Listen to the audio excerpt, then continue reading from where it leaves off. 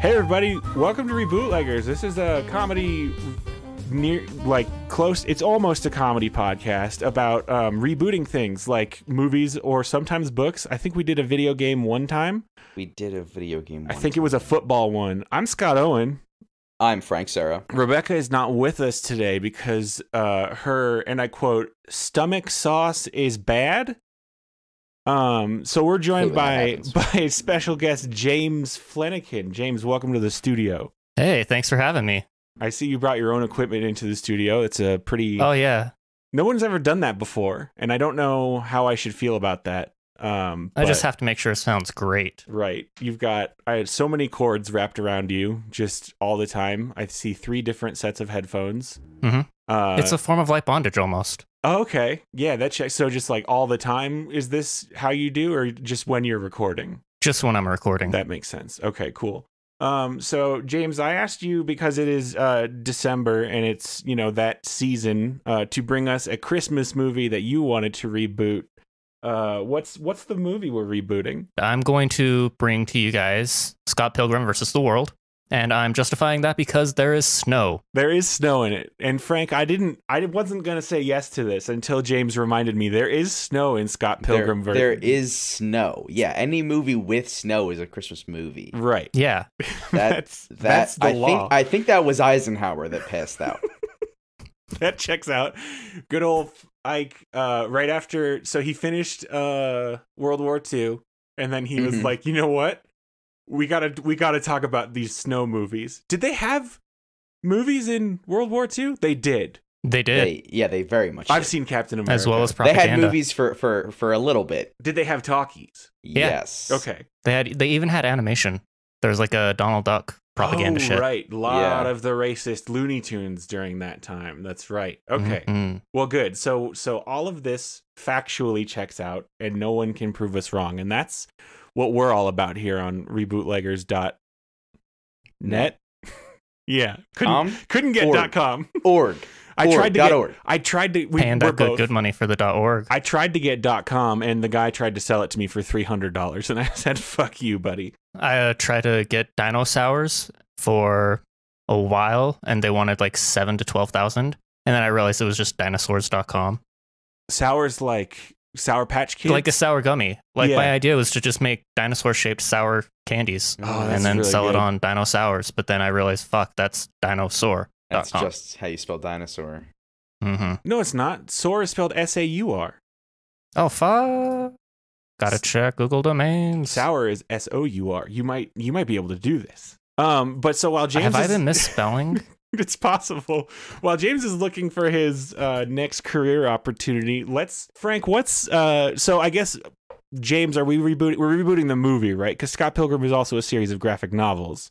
But yeah, we're gonna be basing it off of the movie. Good, with Mary Elizabeth Winstead and George Michael and Jason Schwartzman. That's his last name, with the glasses. Schwartzman, yeah. There's a lot of people in this movie, though. Yeah, a lot of superheroes. You got Chris Evans, you've got Brie Larson, you've got Brandon Routh. It's a hell of a cast. You've got Kieran Culkin, who's now currently doing that Succession show, right? Just a real launching point for so many talented talent. Mae Whitman's in it, which is fun because she and Michael Cera were buddies. So just give me a real quick, James, give me a real quick rundown for those of our listeners who may not have seen this movie. Just a brief summary before we get into the reboot. All right. Do you want the Wikipedia, or do you want to shorten that one even down further? I want James's spin on the summary. So however you need to do that.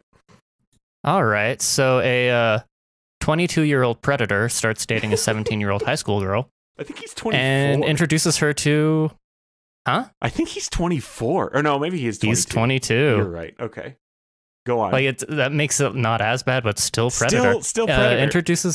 He introduces her to his garage band, and she starts to geek out, and he gets tired of her, so he basically just falls in love with this Amazon delivery girl named Ramona and starts stalking her because he's a predator. They start dating, Scott and Ramona, right? And then Scott has to fight Ramona's 7 evil exes because people are just fucking crazy, apparently. Yes. Wait, can I swear in this? Oh, yeah.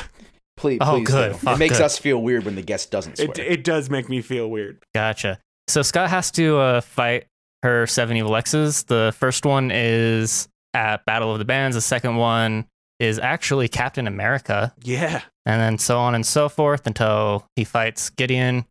They fight and all of that fun stuff. And then the end happens. It depends on how open-ended you want it to be. Right. He kind of learns a lesson about himself and how he treats women. I think it's a bit more profound in the source material than the movie, just because the movie's got to go faster. But like he does realize that he does not treat women well, I believe. And he gets a sword because of it. In this movie, Toronto is apparently like a video game everyone lives in. I think they just established casually that Scott is like the best fighter in his town because everyone still has like punch fights, I guess, to settle disputes. I guess, yeah. Kind of like Letterkenny in that way. And then he and Ramona end up together. And his high school girlfriend moves on. Because she can do better. She can do so much better. So much better because she has her whole life ahead of her, and Scott is a bit of a creep. Frank, do you have anything to add? Have we missed anything? No, pretty much good. Cool. All right. There's that whole weird thing that I think the book deals with it more because the movie kind of just like says like, oh yeah, remember where like Scott never breaks up with Knives. Yeah, he doesn't break up with anybody. Like he dates Ramona. No, and he just, doesn't. Yeah. And just like hardcore ghost Knives without ever breaking up with her. Yeah, that's apparently. I think they hint that that's how he treats every girl except Kim, who is in his band. Who he fought literally 100 dudes to get to her, and then just broke up with her. I guess. Yeah, he does not treat women well, and he drinks Coke Zero a lot. Is his character trait. So let's get into our first. segment. Standard millennial. Right. Yeah. Is Coke Zero still a thing? It is. Yeah. Yeah. Do you guys drink it? With my whiskey, yeah. Oh, that checks out. I drink. Let's get into our first segment called Love It or Leave It. Love me or leave me or let me be lonely. And this is where we talk about what we're going to keep and what we're going to get rid of. James, like all good reboots, there's pieces of it that are familiar, but you got to add some new things or get rid of other things. Now, what we keep and get rid of largely depends on if we're looking to make a better movie or a worse movie. Also, like it. So we use the term reboot very loosely. It could mean like just a direct remake, or it could be like a sequel where we're rebooting the story to like continue it, or just like a straight up like we're starting it over with different, like the way comics do. So we usually find that out. Full on reboot type. Yeah, we find that out along the way. The primary question for every decision we make is, will this make us more money? Will it make us, the rebootleggers, money? Because another part of Hollywood law is if you say a thing before other people say it, then you own it. So this is kind of like the copyright that you write it in a letter and mail it to yourself. They have to pay us because it was our idea. Right, they have to pay us because it was our idea. And we can prove it because I think there's a timestamp on the audio. So Frank, could you just hold up a picture of today's newspaper real quick? Yeah. I'll just go get today's newspaper. If you could. Do you know where to get those anymore? No. Okay. We'll have to figure that out. But so James, what's something that you want to keep from Scott Pilgrim versus the World? Well, first and foremost, I want to keep the music. Like this is one of the best soundtracks that I've heard in a long, long time.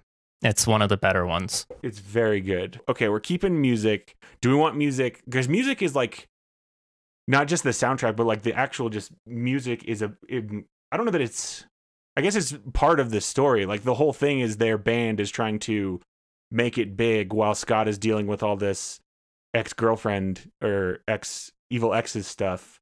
So do we want to just keep a great soundtrack, or are we also keeping like music being a central theme in the story? I think it's worth keeping music being a central theme. Okay. They do have like music related powers, it seems. Like the band summons a giant audio monster. It's very cool. Their whole band can summon like this avatar to fight other bands' avatars. And Scott also The has like Caddy and Nagi twins, yeah. yeah. Scott has like a bass battle with Brandon Ruth, and they shoot sound at each other. So it's kind of like everyone is low key superpowered, and they never talk about it except Brandon Ruth, who has literal superpowers in this movie. He's got vegan powers. He's got vegan powers. That's right. He's got vegan powers. Okay, so Frank, what are you keeping? So I know this is controversial. A lot of the internet forums go back and forth on this one. It has always bothered me, that Scott Pilgrim never dresses or acts like a pilgrim. Like, he's named Pilgrim, but, like, no buckles. He never talks about, like, being from Massachusetts. Right. Well, because he's Canadian. Did Canadians have pilgrims? Hang on, I need to look this That's up. Maybe he's an expat? I don't know. Okay, hang on. I'm Googling Canadian pilgrim. So the first... He never puts on the hat? Okay, so my first hit on Google.com is Canadian Company .com? Yeah. Canadian... Okay. They got the money. Canadian Company of Pilgrims.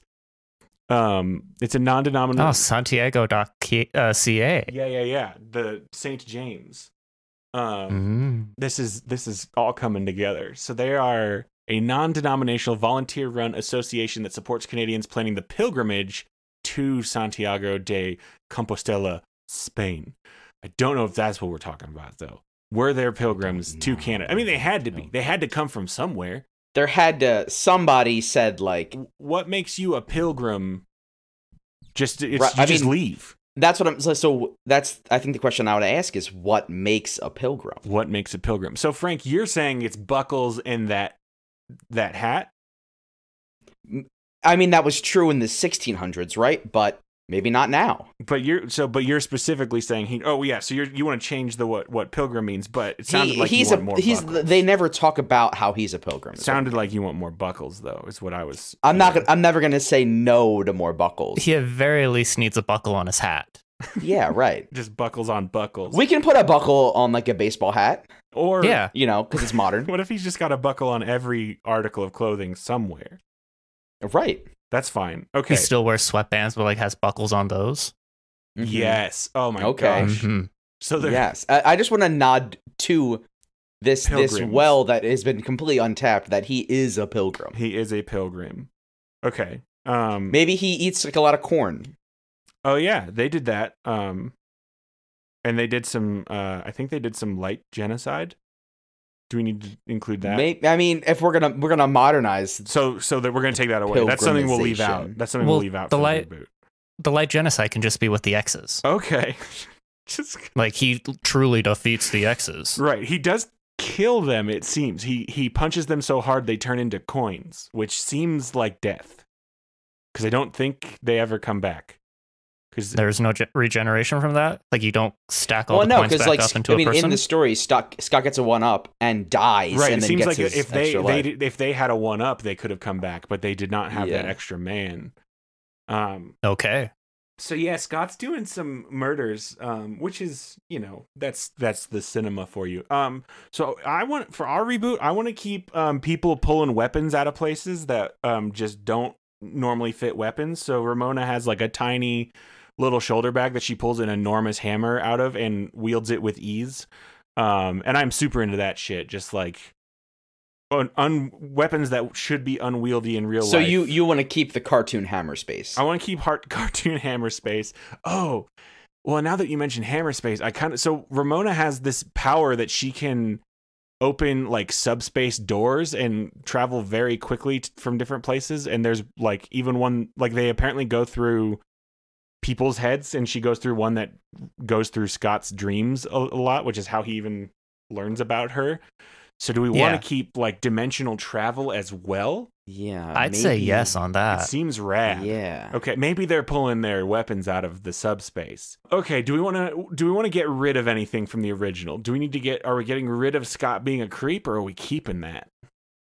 I think that's a core part of his identity. Yeah. Yeah, we have to keep that. Okay. There are a few people I'd like to recast. Okay, we'll get to that for sure. We can recast everyone if we want to. Let's get to segment 2 called When and Where.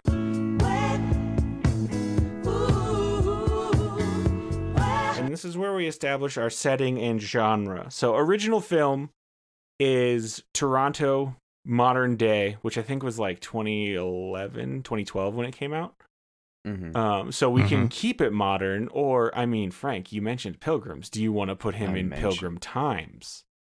I think that introduces a lot of overhead for, like, costumes, and, like, there's no such things as Battle of the Bands in Pilgrim times. Or were there, maybe? Or were there? What kind of bands the first did Battle of the Pilgrims Bands. have? The first one. Oh, my goodness. What kind of bands did they have? What instruments did the Pilgrims have? I think it was probably mostly classical, right? They were from Europe. So like your lute, Your lute, Yeah. your lyre. They brought over. I was gonna say you've got piccolos and other woodwinds. They probably had like fiddles. Fiddle. Yeah. When were the brass instruments invented? Did they have those yet in the 1600s? Now, yeah, the brass was not invented until like 1950s. The so metal? No brass. That can't yeah. be true. Not until the big band era. Yeah, Yeah, of course. brass like, was only why for swords until somebody said, like, do we need all these swords? there was one horn that went around, but that was made out of ivy. Yeah. Right. Okay. And if you wanted to play bassoon, you needed to find and kill a bassoon whale and then take its bassoon out of its skeleton. Just blow into it. So, okay. Unfortunately, that was the other genocide. Oh, the whale genocide. So, Frank, the bassoon whale is no more. Did they realize that brass could be used for instruments when someone just picked up a sword and like blew into it? Maybe And it made like a trumpet sound? That I believe that. I think there's no formal record, obviously. Cool. That's some great yes ending. Okay, so so are we doing this? Are we setting it in Pilgrim times with giant weapons and subspace Why doors? not? Is Scott Pilgrim a pilgrim from Pilgrim times, or has he been time traveled? Okay. Oh, did he fall into one of those like is dimensional... he the kid in King Arthur's court? Yeah. Is the subspace door a subspace time door? Here's the fork in the road. Is this a prequel movie that takes place during Pilgrim times about, Scott Pilgrim's great ancestor? About like Scottith Pilgrim. Yeah, Scottith Pilgrim. Or is it a sequel it could just be a reboot. Is it a modern day boy in Pilgrim times? Like Kid in King Arthur's Court. You know that movie? Mm-hmm. Yeah, the one that I just, yes. Yeah. I kind of like if it's about like his ancestors. Yeah, and their buckle-based economy. And was the entire economy buckle-based? I think it. We'll get to it. Seems likely, given how many buckles they had. Like, yeah. I mean, the more buckles, the richer you are. I thought it was based off of corn. Yeah, or I mean, did they just not have? Were buttons not a thing yet? I know zippers weren't, but like, it just seems like they had other easier means of fastening clothes by this point. So it really seems to me that the more buckles you had, the richer you were. People sold, and their currency was probably buckles. Maybe it was buckles until they discovered corn, and they were like, "Oh, it's so much easier to get corn." Right. This is like we can get all the corn. What if buckles were like the dollar bills, and then the corn is just like your change? Oh, yeah. That's it. Like I give you 1 2 buckle, buckles, 3 corn. you give me 3 corn. Right. Yeah. That's this. I mean, I think this is all making a lot of sense. This is kind of a big historical breakthrough. We're going to need to make sure to send this episode to. Now there is one thing that we have to just decide what we're going to do with it. Any person who does anything cool would have been hung as a witch. Yeah, I mean, unless everybody does something cool. Yeah, I think. Okay, when was the Roanoke colony? 16. I want to say 40. Were they pilgrims? They were settlers. Yeah. So yeah, maybe Scott Pilgrim's. It was a colony of buckle witches. It was a colony, and they all fell through a subspace highway. Are we gonna flip this bitch? Is this gonna be a bunch of 1600s pilgrims who are now in 2012 Canada? I think maybe they get to 2012 Canada at the very end of the movie and setting us up for a sequel. Okay. Like this whole movie is leading up to what happened to Roanoke. Where did these buckle witches go? Toronto? They all went to Toronto. And that's how the Mounties were founded. Because Mounties have hats with buckles on them, I think. Hang on, now I gotta look up Mounties. I'm sure at some point they had to have. Oh, guys, they got hella buckles on these. They're small. They're a lot more muted, but that's a buckle I'm looking at on their hats. Oh my gosh, and they've got 2 buckles going across their jackets, guys. Why is no one talking about this? Mounties are the next generation pilgrims. I think they might be the first generation pilgrims, just time traveled to the modern era. Can we make Scott a Mountie in this? Oh my god. Like that's his side job? Oh my god, yes. They're called... Would they be called Mounties? Why are they called Mounties? Because they ride on horses? They're mounted? They're mounted police, yeah. They're mounted, yeah. Okay. Yeah, I think he's just... Is he a loose cannon Mountie? Are we turning this into like a buddy cop pilgrim Mountie Time drama? travel, buddy cop. This is going all over the place. Is this going to be the ride along but with Canadians? Canadian pilgrim set. Oh, I was hoping for something kind of like RoboCop, like he gets his ass kicked by the first evil X, and then suddenly he's bigger, better, faster, and then stronger. He just keeps getting all the more buckles. Yeah. Oh yes. They buckle him up. Oh boy. Okay. This is very good. So we're going like He like action. kicks down the door, and then like bitches leave, and then they play their first battle of the bands. Oh yes. Okay, so what in the original movie Scott plays bass. What does Pilgrim Scott play? The buckle, right? That's not an instrument. He's not that. It's like a triangle, but it's a buckle. No, but we just established they're a buckle-based economy. That's like somebody showing up to a band and being if I you're play the playing dollar, the stack of money. Okay, so Scott plays percussion, but instead of the triangle, he plays the square of his buckle. Like, we can make it work. He is so like, okay, so is Scott very wealthy, or does he just... It's his one buckle. It's his one buckle. It's his until one the incident when he gets more buckles. Okay. It's the equivalent of drumming on trash cans, but he's very good. He also... But also if your trash can was the last $20 bill that you owned. Okay. Did he get it from his grandpa also? Why not? Yeah. Yeah. Man, pilgrims even had buckles on their shoes. These motherfuckers. Like, shoelaces weren't a thing? They seem like they'd be so much easier than buckles. Okay, so I would like to... I think this is probably the segment to talk about it in. I want to talk about buckle powers. For our buckle witches. So it is a community of buckle witches. People got to be pulling. So is everybody's weapon, oversized weapon, buckle based?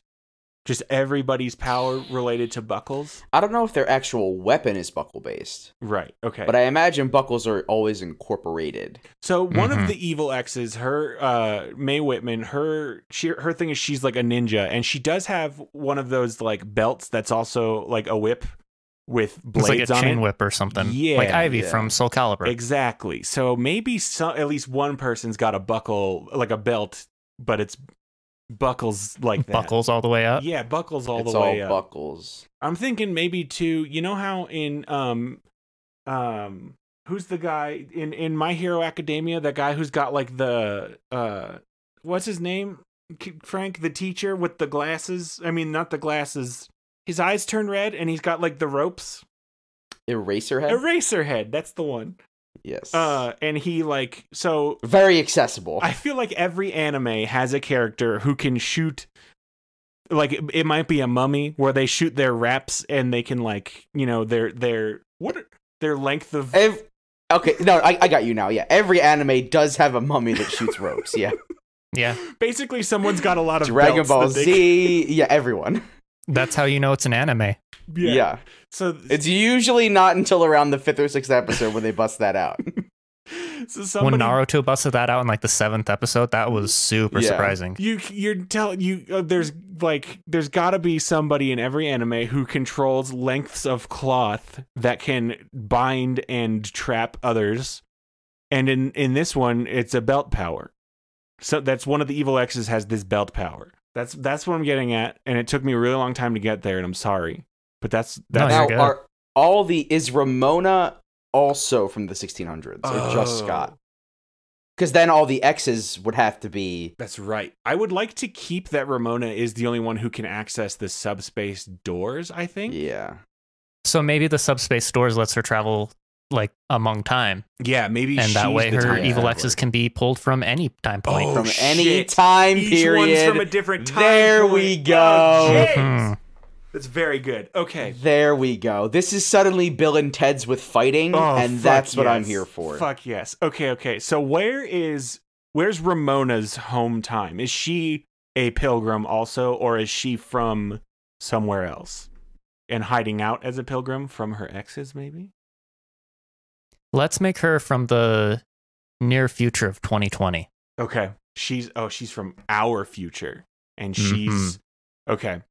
This is good. Okay. I think we should move on now to our characters and casting segment so that we can talk about where these exes are from. So let's move on to segment 3 called Who Can It Be? Who can it be now? And this is where we talk about characters and casting. So we've got Ramona Flowers, 2020, modern day. We got Scott Pilgrim, 1600s Roanoke Colony Pilgrim / the original Mountie. So Evil X number 1. I think he's got to be a pirate because they think He has to be a pirate, yeah. Yeah. So he's 100% from, 1700s seafaring days. Pirates were really not around for very long. Or at least those types of pirates. No, I mean, yeah, you usually weren't a pirate for very long. That's true. And you know what's Because, really... like, you died. You know what pirates had a lot of? From what I've seen? Booty. Well, yeah, but also buckles. Yes. Like big, like lifting belt sized. They were the original WWE wrestlers. You needed to hold your pants up, but also hold your shirt down against the sea breeze.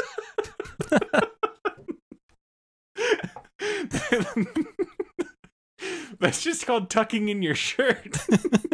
No, but you need the belt applying all the pressure on both. I see. It's a powerful sea breeze. It's a powerful sea breeze. Because you're swinging on ropes and whatnot as well. Right, that's It's true. the only type of breeze out in the sea. Most pirate fights are incredibly acrobatic and incredibly drawn out. Okay, so Evil X number 1 is from Pirate Times. Evil X number 2, in the original movie, he is a modern day like action movie star played by Chris Evans. Is he maybe, I was going to say Shakespearean actor, but isn't that also 1600s? I don't want him to be also from the 1600s. When was Shakespeare? Was he dead by now?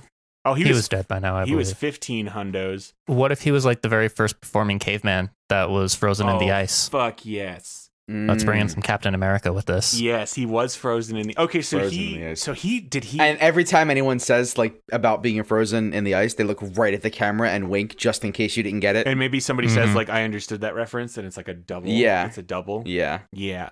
Okay. And then after that, like a Geico commercial comes on. Yeah. We get that And then guy at some cooking. point, at some point he says like I'm not the captain for this America. The pirate looks at him and says, I'm the captain now. Yeah, that's it. That'll get the laughs. Although we've never... I mean, that would mean our exes are going to interact, which they never do in the original, because Scott kills each one. Yeah. So we could talk about that. But we know that they're set up as a league. They are a and we league, could just that's see right. them like... Yeah, there's like a final their boss numbers and all run that. where they're all grouped the up League now. of Evil X's. Yeah, we didn't even talk about the League. Okay, Evil X number 3 is vegan Brandon Ruth, who has superpowers that include, I think it's mostly telekinesis and super strength, and mind reading. He can read minds. Doesn't he shoot a laser at one point? He gets shot with a laser that de-veganizes him. De-veganizing ray, yeah. By a guy who looks like Rob Schneider, but is not Rob Schneider. And Brandon Routh is the one who punched the moon, right? He did punch the moon as a show of affection for Ramona. So so where's he from? He's also in a band in the original movie. He's from the moon? He's a bass player as well. Is he from the moon? So Frank, you're thinking far future. I'm thinking the moon for this one. Does he play the space buckle? Because in the original movie, he is a better bass player than Scott. So maybe he's now a better buckle player than Scott. It's the space buckle. The space buckle. So which is a lot like a theremin. Oh. Is it? It involves finger and hand manipulation. It involves mental prowess. It sounded like you said ham manipulation?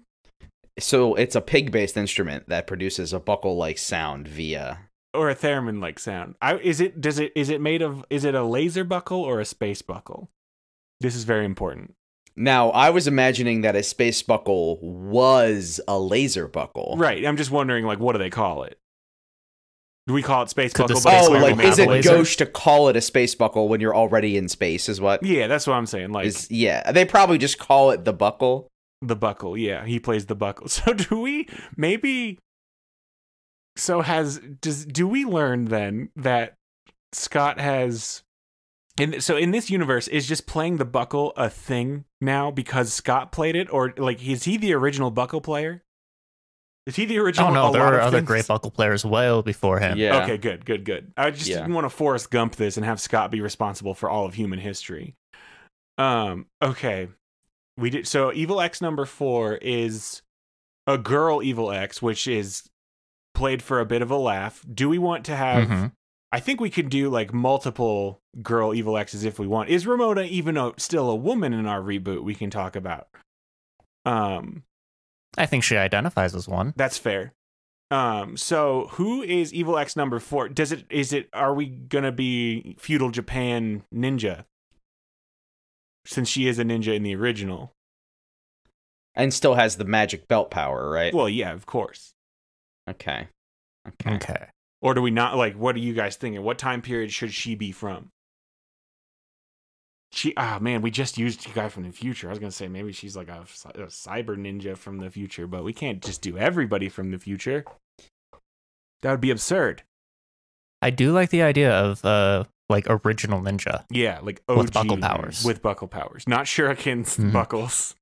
Buckles. Oh, not she can attached throw to tiny belts. buckles. Tiny buckles. She can throw tiny buckles. She throws tiny though. buckles, and she's got that chain belt sword whip thing, and Mhm. smoke bombs. A big. I can't stress enough. It's this buckle. It's still 4 sides like a rectangle, and each side is like 3 feet. Like it's a big. She wears it on her big back. buckle. Yeah. And she uses it like a giant, like bladed weapon. Okay, Oh, that's very nice. Like spinning it and like swinging it. Oh, that's very good. I did like that. What's her face from Soul Calibur with the circle? Yeah, boy, Mhm. I don't remember the name of anyone in Soul Calibur. She's in the newest one only. God, it's stupid. She's got like a hula hoop. That's all. That's how that's all you need to know. She's got a weapon that's basically a bladed hula hoop. So this ninja has that, but it's square. Is what where you're the saying. fuck is Ronald McDonald in Soul Calibur 6 characters on Google? Because you can. There's a pretty robust character creator. So it seems someone This has is made a Ronald McDonald. Crazy. This is gonna be your next game stream, isn't Her it? name is Tyra. Tyra, yeah. Sure, I haven't played the game. I believe it's Tyra, like Tyra Banks. Anyway, so I think we found the casting for her then. oh shit, Tyra Banks as a buckle ninja. Yes, she still acts sometimes, right? For this, she should. Yeah, she'll come back, Mhm. even if like She'll if come she back for stopped, we can get her. Evil X number 5 and 6 are the Katayanagi twins, right? Yes. Yeah. And they are musicians. I mean, I guess they're also musicians. They play the synthesizer, and they are from Japan. Where are they now from? Are they like what's their thing in the original? They're just twins. Yeah, That's their thing. they're just twins. Ramona dated twins. Giggity. They definitely have more going on in the graphic novels. I remember, like they actually speak in the graphic novels, and I think he fights them twice. Oh, The one for each one. well, I don't want to get racist, guys, and so I won't. But I wanted to give them a giant robot, but that feels too on the nose and insensitive. What if this is where we cast the Sprouse twins? Oh shit, James. And then they can get the giant robot that is covered in buckles. James, my dog. Is it made? Okay. Roo. All right. Never done that on the show before. Okay. So here's my next question: does their giant robot form from 2 smaller robots? Frank, Is it James, you've 2 really opened a door smaller here. It's been a very long robots? time since we've added a giant robot because Frank and I love to add giant robots to the thing, and we've been trying to diversify. So this feels like coming home, and I'm very excited about it. And we need to spend a bit more Yeah. time on this giant robot. Okay. So Yeah, lots of buckles. does it? How many robots do they have that combine into this giant robot? Is it a bunch of? Is it like nano? Okay, guys, guys. Oh, could it be like buckle power armor that That's when they shake hands? That's what I was gonna say. Do they wear buckle-based And then a fusion power dance, armor and then and then becomes they a giant fusion robot? dance and become a giant robot? James. Yes. Okay, fuck. We are drift compatible right now. This is oh my god, another giant robot. And they Frank, are you in the drift? Frank, you're Yes, rabbit we're holing. drifting. Frank, you're going down. Don't follow that memory, Frank. Frank, don't look at that one. No, I'm watching Godzilla now. Oh shit. Oh no. Ah, god damn it. Okay, this is so good. Okay, so then how does Scott we'll need to save that for our plot segment, but we're gonna need to discuss how Scott fights a giant robot.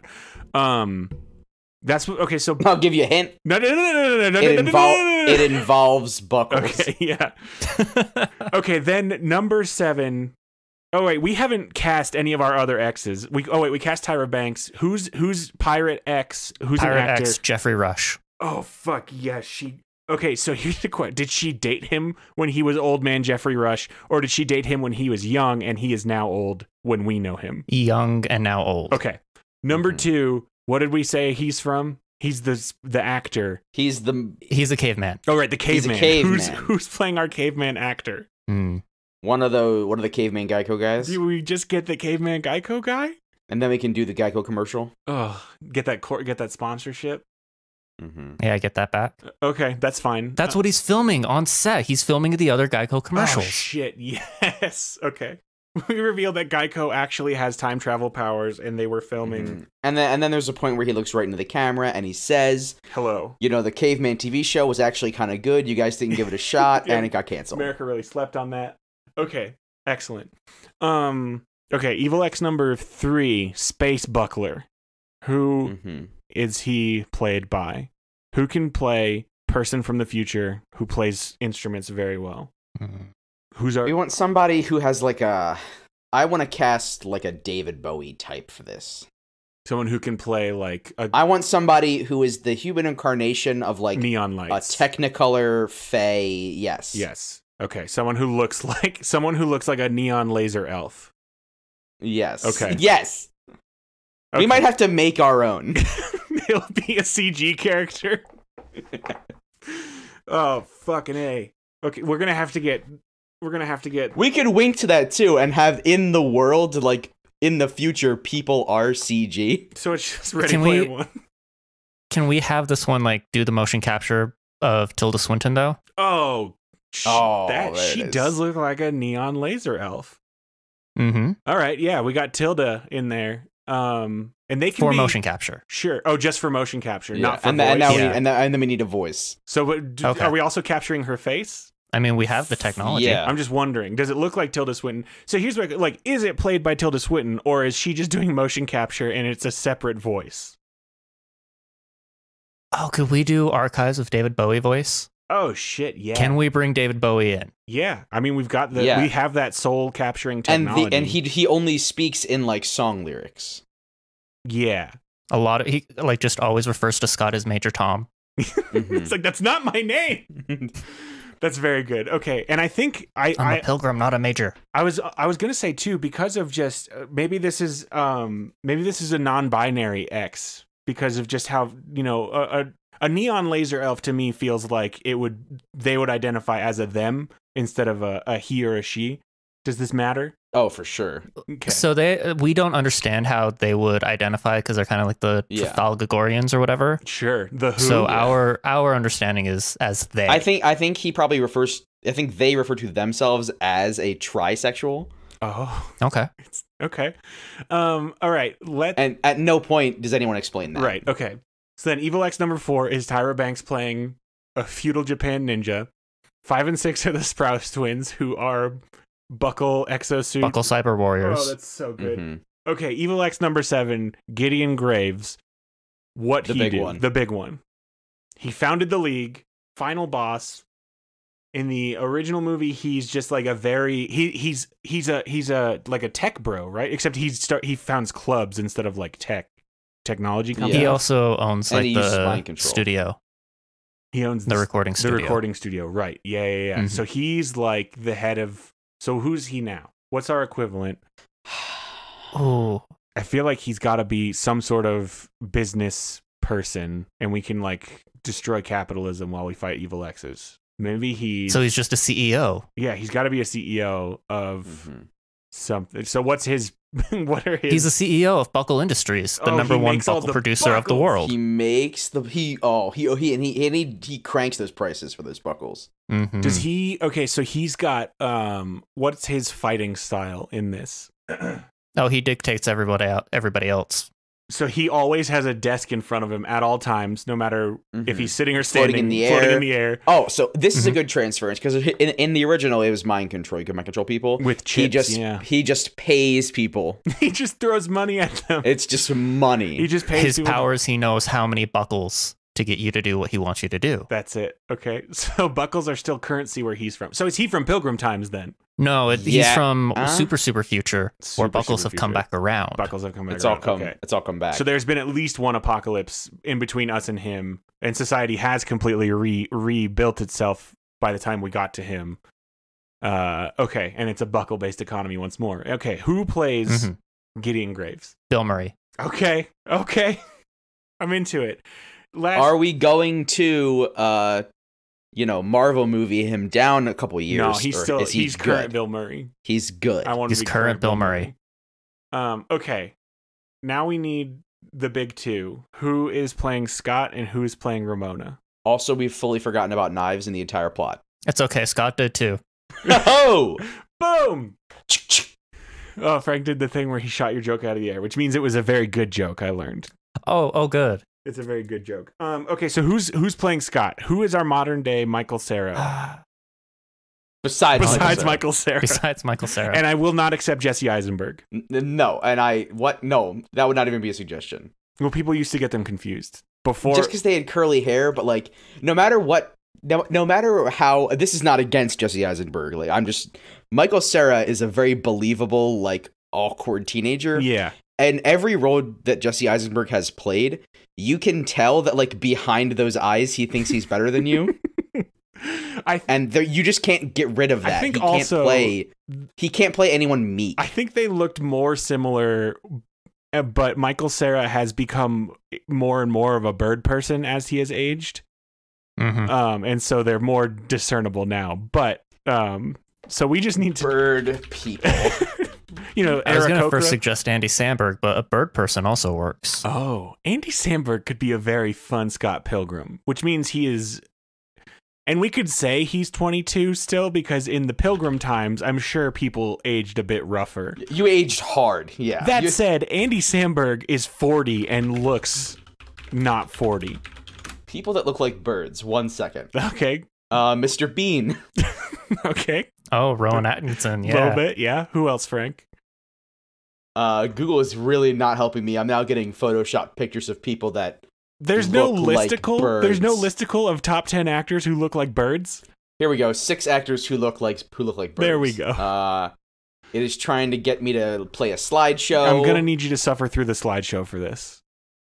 Okay. Adam Scott. No, I disagree. They've got Adrian a duck with Brody. Okay, a duck. Ooh. He could be like a toucan. No. What's the bird I'm thinking of? It's not called a toucan. He's kind of like a flamingo. This is a bullshit. I'm closing this. Oh, who was the Looks next like one? a gray parrot. Oh, a gray parrot. Yeah. Yeah. Sorry, I think it's I found mostly the same schnoz based. What? Oh, just nose based. Yeah. So we're just looking like a bird is pretty much all in the schnoz. It's all in the schnoz is what we're calling it. Okay. So who's our Scott Pilgrim? I think we got to go with Andy Samberg wearing a prosthetic beak. So he's just a bird pilgrim. Okay. And so then who's our Ramona Flowers? Who's a manic pixie dream girl? Is Ramona a manic pixie dream girl? I mean, she's got manic pixie powers. Yeah. She does. The point of it is that she fills the tropes, but then isn't in the end. Like, yeah, because she's very like subdued and is like, just leave me alone. Like her thing isn't like her thing is I do whatever I want, not because I'm wacky, but because I'm sick of other people telling me what to do. Maybe I missed the point of this movie. But who should be her? Who could you see wielding a giant hammer where the hammer is made of buckles? Maybe Naomi Scott, the new Pink Ranger / Charlie's Angel. Okay. She's good. She's good at the fighting things. She could be a Ramona. Yeah. She could rollerblade through snow. We got to move on. This is a great cast. Let's talk. We got to talk plot in our segment called "What's Going On." So really, the only plot I'm concerned about is how does Scott defeat each of these exes? Because in the original movie, like only a couple of them does he actually defeat in a fight. Otherwise, he kind of tricks them into losing. Like he tricks Chris Evans into skateboarding too hard down a set of stairs and he explodes. He tricks Brandon Ruth into drinking milk, so then he gets his vegan power taken away and then he can headbutt and explode him. He only knows how to defeat Mae Whitman because Ramona helps him and teaches her about her erogenous zones. So, how does Scott beat the pirate? The pirate He probably just says like, "There's some booty over there," he could just sword buckle fight, and then he turns around and he just clobbers. He just clobbers him with a buckle right in his. But I want to have I want to have a very high density of booty jokes with him. That with the pirate, yeah. Okay. Could it be that he like leads a mutiny against? And it's like, I promise more booty. He gets the crew to fight. Okay, that's pretty good. And then is he in the original movie? He earns coins every time he kills a guy. Is he earning more and more buckles, becoming more and more powerful with each evil X? No, he's only earning corn until he defeats Gideon. Yeah. And then it's buckles. Okay. And then it's buckles. That's great. I keep forgetting that Scott is an actual pilgrim dressed like a pilgrim for all of this. Okay, so Evil X number 2, the caveman, who is a very good actor for caveman times. What does this fight look like? Are they fighting with clubs? I think this should be like a math off. A math off. Bring in the mathletes. Here's my question. Does Scott travel to their time to fight them, or do they come to Pilgrim times to fight him? Oh. Do we want to travel to many different time periods, which would cost a lot of money, but... we should keep this budget down. What if they all travel to him through his head? Oh, they just all pop out of his head. He does have... Fooly Cooley style. Okay. So he beats him at math. Evil X number 3 is the laser buckle player from the far future, and he beats them with what? Because he's not a better buckle player, even a little bit. So how's he going to defeat our laser buckle futureman? So we have to give our laser buckle futureman, played by Tilda Swinton, played by Tilda Swinton, captured David Bowie voice. We could just get Jermaine Clement doing his David Bowie impression. It's a very good one. That is a very good one. So how does he? His buddy Jermaine comes in, and they have a sound alike. Yeah. Jermaine can be in his band, his buckle band. Oh, Jermaine's in his buckle band. Jermaine's the vocalist of his buckle band. Very good. Yes. And Jermaine helps him beat them, or he just has to fight them both now. Jermaine helps him beat him. Okay. Yeah. They go to a David Bowie sound alike competition. Like, this is the next battle of the bands. Only got it. Yeah. Battle of the Pilgrims. It's you sound like David Bowie. You sound like David Bowie. Great. Perfect. Okay. How does he defeat Ninja Tyra Banks? Is this where Ramona has to step in and assist? Do we keep that? I think we should. Okay. Yeah. Just Ramona just kicks some ass with her giant buckle hammer. It's very cool. Then eventually she teaches Scott how to smize. And what is smizing? It's smiling with your eyes. Oh. And why? That's a very big Tyra Banks thing. Oh, I did not know that. This makes sense now. Okay. And that's how he defeats her, with a very good smize that shoots like lasers. Do you get to shoot lasers when you smize successfully? I don't know. I've never really seen it myself. Okay. We'll leave it up to we'll just give that to the VFX team and they'll figure it out. Yeah, we'll fix that one in post. Perfect. Okay. How does Scott defeat the Sprouse twins in their buckle robot? And by that, I mean, where does Scott's robot come from? I think this is when they summon it with their buckle band. Okay, so this can be like round 2. Round 2, he summons so he is still in a band. I forgot we kept that. So we have not cast his bandmates. I don't care about them other than... No, we have the lead singer as Jermaine. Oh, right. That buckle band. Okay, yeah. So then they form an equally large buckle robot and then they have this huge fight. They drift very well together, and this is so good. Okay, and then lastly, how does he defeat businessman Gideon Graves? Does he earn money? Does he die and come back like in the original? Did we keep that? I'm fine getting it out. He goes bankrupt and then has to come back. Okay, and then okay, great. And then so how does he defeat Gideon after he has come back? Does he just like wait him out until he runs out of money, until he runs out of buckles? Like he's just very good at defensive fighting. Does he? Because in the original movie, Scott earns the power of self-respect, and that sword is more powerful than Gideon's sword, and then he wins. Mm-hmm. So how does he defeat Gideon now, who has all the buckle money? Frank, what are you thinking about this? He buys stock. Okay, yes. Oh, hostile takeover. Hostile takeover. He because buys all the stock of Buckle Industries. this is a time travel movie, so he on his respawn, on his way back through, he buys a bunch of early stock in Gideon Graves' company. Yeah. And then by the time he gets to Gideon, he's a controlling controlling shareholder. shareholder. Oh, that's good. That's very good. I see you only own 49%. And then Gideon explodes. I own 51. Perfect. Oh, that's very good. All right, that's a movie. We did a movie. Okay, last segment. I don't know if I told you about this one, James. I often don't tell our guests about this, not on purpose, just because I forget about it. But the last thing we do is we come up with a food and drink pairing for our listeners for when you watch this movie, what's the best food you should eat and flavor of Mountain Dew you should drink while watching this?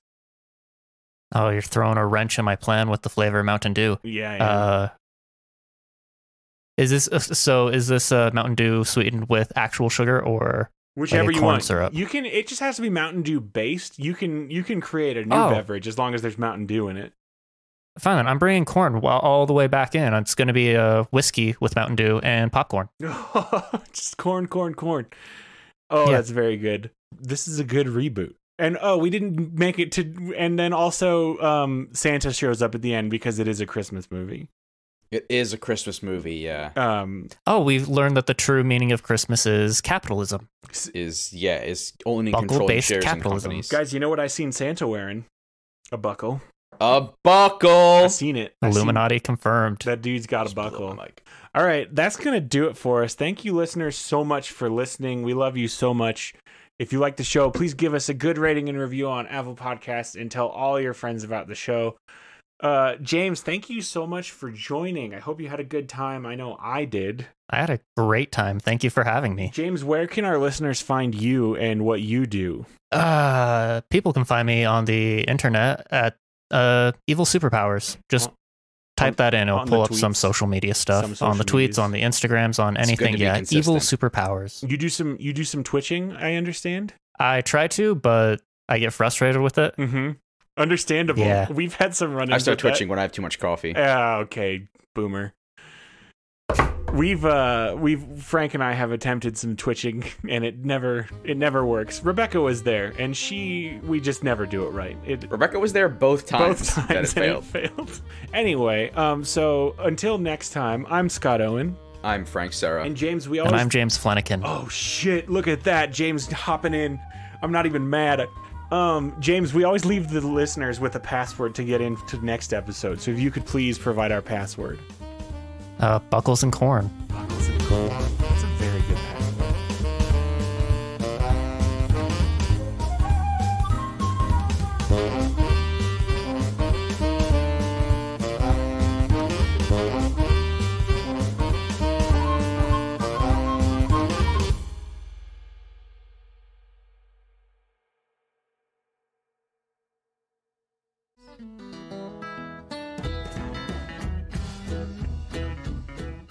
You know what we don't talk enough about? Vaginas. Yes, I have so many questions. I have so many questions. Like, what is this and why would I want to put it there? I don't know. We should bring somebody in to talk about that. Why does it look that way? Let me look that up real quick. Do you ever, touch it? Like, I mean, yeah, but like, can I touch it? Should you touch it? Oh my god, please, let's find out together. Yes, come take a stroll with us down Petticoat Lane.